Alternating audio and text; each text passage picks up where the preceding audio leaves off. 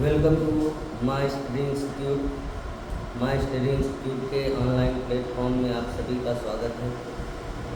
जैसा कि आज हम लोग एनसीईआरटी बुक से कक्षा 10 का क्वेश्चन नंबर सेकेंड एक्सरसाइज 3.2 का क्वेश्चन नंबर सेकेंड लेंगे।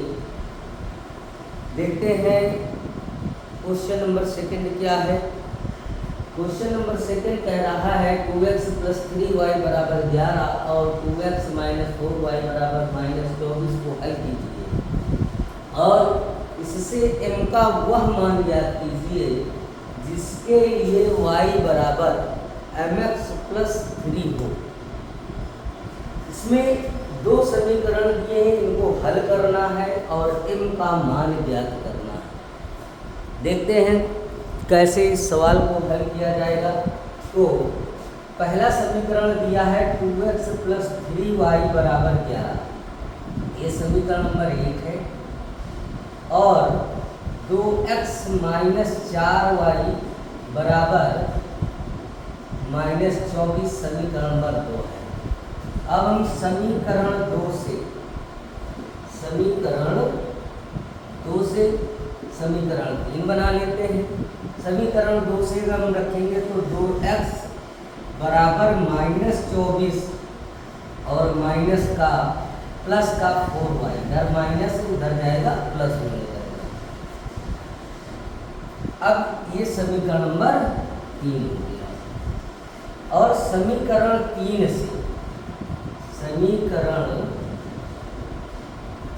से 2x का मान समीकरण 1 में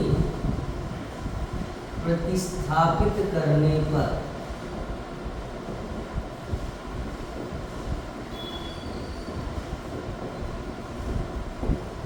समीकरण 1 में प्रतिस्थापित करेंगे तो समीकरण 1 हमारा है 2x + 3y = 11,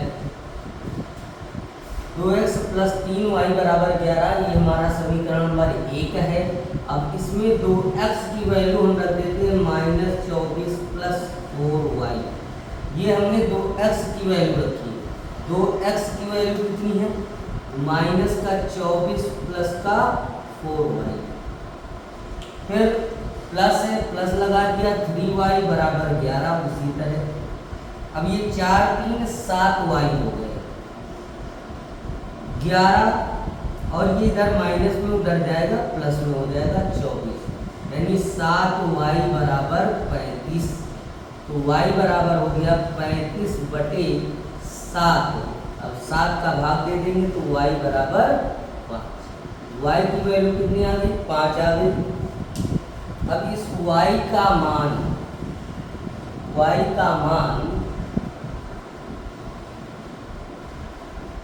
समीकरण 3 में प्रतिस्थापित करने पर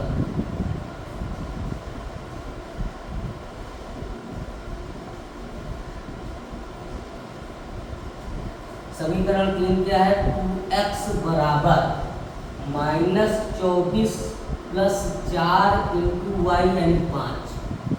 ये हो गया 2x = -24 + 20।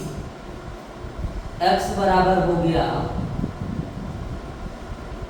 24 में 20 चले गए -4/2, यानी -2। x की वैल्यू कितनी आ गई? -2। और क्वेश्चन में x और y की वैल्यू नहीं पूछा है, उसने पूछा क्या है? उसने कहा है m का वह मान ज्ञात कीजिए। अब हमको m का मान ज्ञात करना है। अच्छा, इसमें दिया किसके लिए है? कह रहा है जिसके लिए y = mx + 3 हो। अब इसमें हम y और x की वैल्यू पुट कर देंगे और m का मान निकल आएगा। y का मान हमने निकाला है 5 = m, x की वैल्यू है -2 + 3। ये इधर ले जाएंगे तो y -5 - 3 = -2m, और ये हो गया 2 बराबर -2m, तो m बराबर हो गया 2 बटे -2, यानी m की वैल्यू कितनी आ गई -1। m का मान ज्ञात हो गया और यही हमारा आंसर होगा। तो दोस्तों एक बार फिर से देख लेते हैं। सवाल था 2x + 3y बराबर 11 और 2x - 4y बराबर -24 को हल कीजिए और इससे m का वह मान ज्ञात कीजिए जिसके लिए y बराबर mx + 3 हो। हमने दोनों समीकरण को लिया, समीकरण 2 से हमने समीकरण 3 बनाया, समीकरण 3 से 2x का मान समीकरण 1 में रख दिया जिससे हमें y का मान प्राप्त हो गया और y के मान को हमने समीकरण 3 में रख दिया जिससे हमें x का मान प्राप्त हो गया और दिए हुए समीकरण में हमने y और x का मान रख दिया जिससे हमें m का मान प्राप्त हो गया और यही हमारा उत्तर होगा। अब हम इसी क्रम में क्वेश्चन नंबर 3 देखते हैं।